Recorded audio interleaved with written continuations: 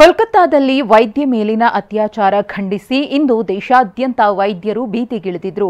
ಭಾರತೀಯ ವೈದ್ಯಕೀಯ ಸಂಘ ಕರೆಕೊಟ್ಟಿದ್ದ ಮುಷ್ಕರಕ್ಕೆ ರಾಜಧಾನಿಯ ವೈದ್ಯರು ಕೈಜೋಡಿಸಿದ್ರು. ಆದರೆ ಒಪಿಡಿ ಬಂದ್ ಆಗಿದ್ದಕ್ಕೆ ಚಿಕಿತ್ಸೆ ಸಿಗದೆ ರೋಗಿಗಳು ಪರದಾಡಿದ್ರು.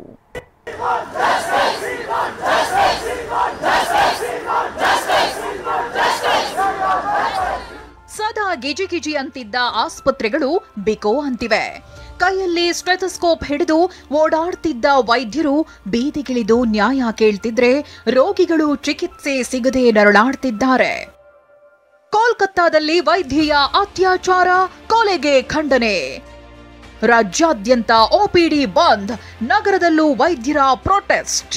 ಕೋಲ್ಕತ್ತಾದಲ್ಲಿ ವೈದ್ಯ ಮೇಲೆ ಅತ್ಯಾಚಾರವೆಸಗಿ ಕೊಲೆ ಮಾಡಿರೋ ಅಮಾನವೀಯ ಕೃತ್ಯ ಖಂಡಿಸಿ ರಾಜ್ಯಾದ್ಯಂತ ವೈದ್ಯರು ಬೀದಿಗಿಳಿದಿದ್ರು. ಒಪಿಡಿ ಸೇವೆ ಬಂದ್ ಮಾಡಿ ಹೋರಾಟ ನಡೆಸಿದ್ರು. ರಾಜಧಾನಿ ಬೆಂಗಳೂರಿನಲ್ಲೂ ಖಾಸಗಿ ವೈದ್ಯರ ಜೊತೆ ಸರ್ಕಾರಿ ವೈದ್ಯರು ಕೈಜೋಡಿಸಿದ್ರು.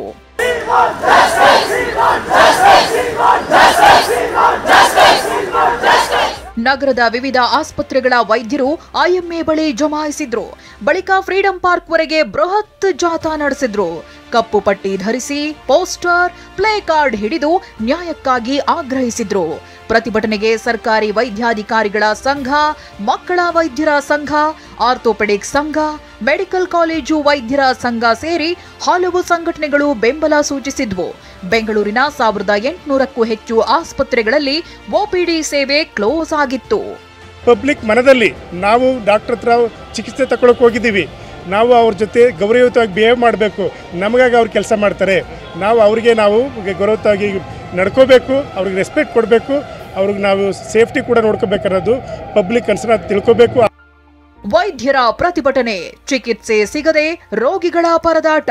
ಒಂದ್ ಕಡೆ ಆಸ್ಪತ್ರೆಯಲ್ಲಿ ಒಪಿಡಿ ಬಂದ್ ಆಗಿದ್ರೆ ಮತ್ತೊಂದೆಡೆ ಸೂಕ್ತ ಸಮಯಕ್ಕೆ ಚಿಕಿತ್ಸೆ ಸಿಗದೆ ರೋಗಿಗಳು ಪರದಾಡಿದ್ರು. ಲಗ್ಗೆರೆಯ ಗರ್ಭಿಣಿಯೊಬ್ಬರಿಗೆ ಮಧ್ಯರಾತ್ರಿ ಹೊಟ್ಟೆ ನೋವು ಕಾಣಿಸಿಕೊಂಡಿತ್ತು.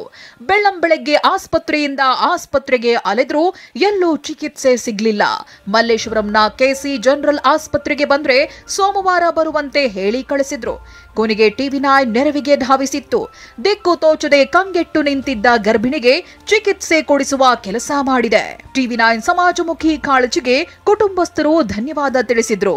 ಚಿಂತೆ ಇಲ್ಲ, ನೀವು ಹೇಳಿದ್ರಲ್ವಾ, ತುಂಬಾ ಸಂತೋಷ ಆಯ್ತು. ಭಯ ಆಗಿತ್ತು ಸರ್, ಅದಕ್ಕೆ ಎದ್ರಕೊಂಡು ಬಂದಿದ್ದೀವಿ. ಹಾ ಸರ್, ಇವಾಗ ತುಂಬಾ ಸಂತೋಷ ಆಯ್ತು ಹೇಳೋದುಗಳೇ.